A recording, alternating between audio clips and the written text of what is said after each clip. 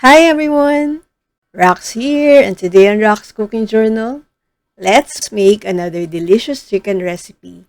This is Racqs' version of Max's style fried chicken. Kaya simulan na natin. I have your 3 chicken leg quarters marinated overnight.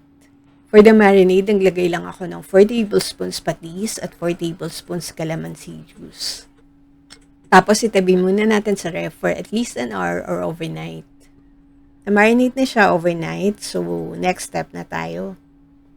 Sa isang cooking pot, maglagay lang tayo ng tubig. Then, add 3 cloves of crushed garlic. Isasama ko na rin yung balat. 1 piece onion. Hinati ko lang siya sa 4. Cracked black pepper, half tablespoon. Bay leaves or dahon ng laurel. Tanglad, 1 stalk. And 1 chicken cube.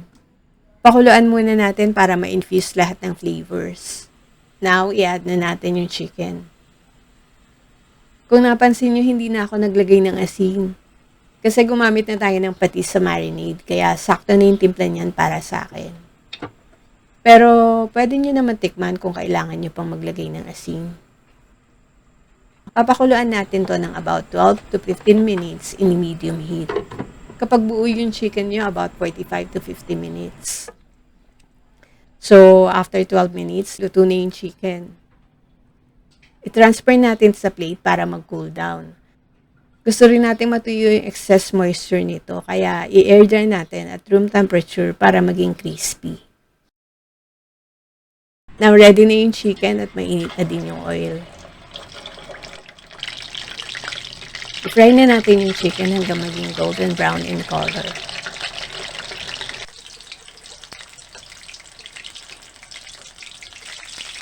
Once it's nicely golden and crisp, transfer natin yung chicken sa wire rack para mag-drip off yung excess oil. Serve natin with steamed rice, kamote fries, at para sa dipping sauce, perfect match nito yung banana ketchup with Worcestershire sauce.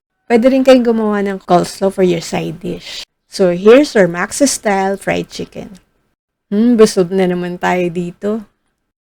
Thanks for watching, and see you in my next cooking journal.